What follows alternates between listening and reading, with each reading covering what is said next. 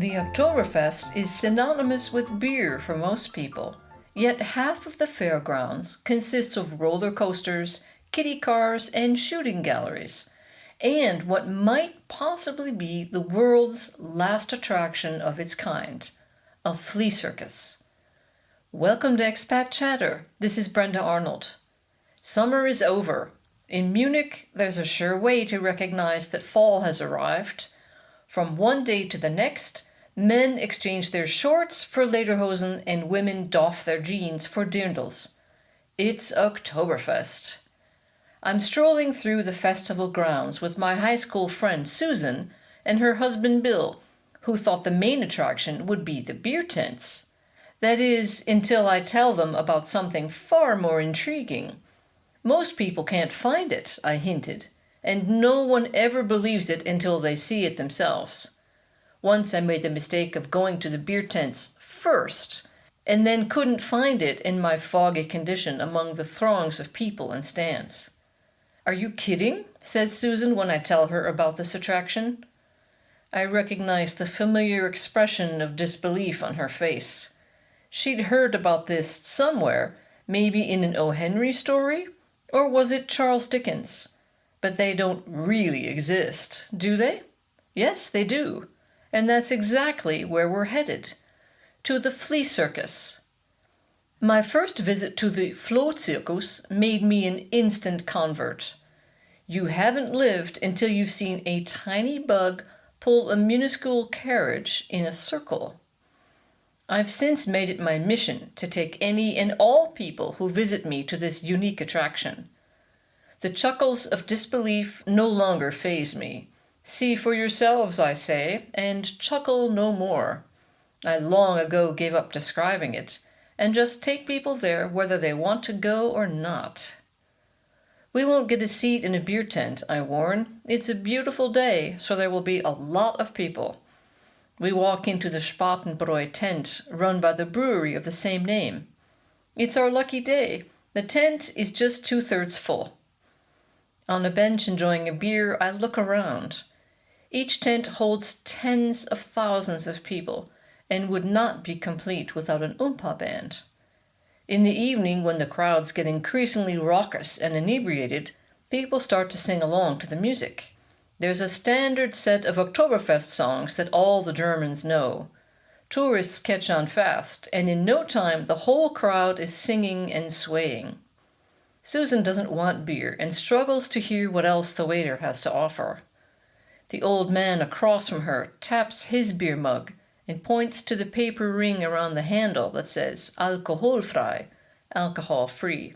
He nods knowingly. She orders an alcohol-free beer, also known playfully as lead-free beer. My wandering eye spots a man 2 tables away who must be in his 80s. This guy looks like a real character. I point him out to my friends. Look at that old man. I bet he's been coming here his whole life. Now his wife has died, along with all his friends, so he has to come alone. His outfit is 100% Bavarian, and his hat is covered with commemorative pins. He sports equally impressive bushy eyebrows. Then I get an idea. I have to get a picture. I'll go ask him. I walk over and inquire politely. Darf ich Sie fotografieren? May I take your picture? He smiles up at me. Mein Deutsch ist nicht gut, he says. My German is not good. English? I ask. Yes, he responds. What? Why is this Bavarian man speaking to me in English? Where are you from? Florida. In search of more originality, we head for the flea circus. We're the only ones present for this performance. The friendly Bavarian lady even does it in English for us. One by one, she lifts fleas out of a drawer, each restrained by an ultra-thin copper wire. One flea is attached to a small block of wood, which gets passed around together with a magnifying glass. It reveals a tiny creature flailing its legs. It's hard to imagine how anyone managed to catch it, let alone twist this wire around its tiny waist without crushing it to death. The first flea pulls a tiny wagon in a circle. "This is the equivalent of a human pulling a freight train," she announces. An actual human pulling a freight train would have been a tad more dramatic, but nevertheless we are impressed. Next come 3 fleas attached to tiny carriages. "It's a race," she declares. "Let's see who wins." Well, nobody. They're not moving. They're frozen in place, hooked up to their tiny carriages with those ultra-thin copper wires again. But then the lady taps her tweezers on the table, picks up a flea, still wired to its carriage, and holds it briefly between her thumb and forefinger to jar it into action. She puts it back on the table and taps her tweezers once more. Sure enough, they all start pulling their tiny carriages. I look at my friend to see how she's enjoying it. What do you think? "It's hilarious," she says, without taking her eyes off the fleas. Next up, 3 fleas attached to miniature umbrellas. They twirl around in place. The final star performance is by the soccer-playing fleas. The woman holds the blocks of wood with the fleas attached close to a tiny goal net. The fleas pick up and throw miniature balls about the size of aquarium gravel. Actually, I think it is aquarium gravel, and sure enough, some land in the goal. This blows the fake Bavarian in the beer tent right out of the water.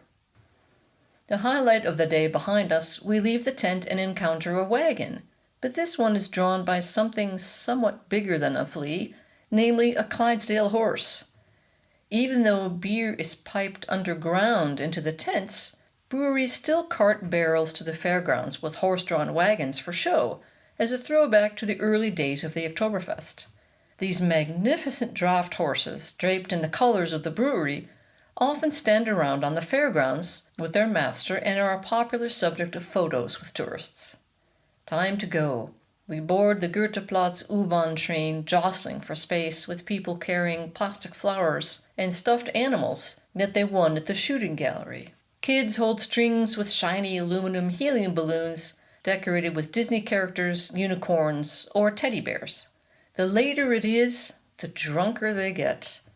People stand on wobbly legs on packed trains, laughing extra loud and shouting to and at each other across the aisles.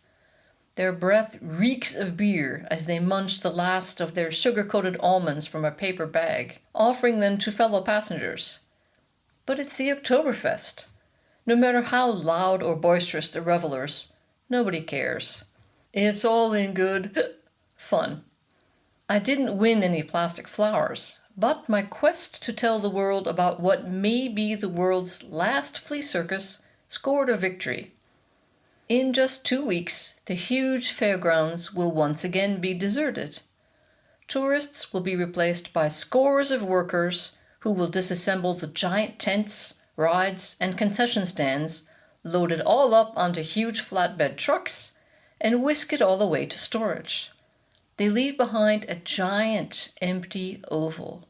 Life returns to normal, until next year when the party begins again, with a fresh batch of fleas. Thanks for listening. And if you like the podcast, like every week, please forward it to a friend.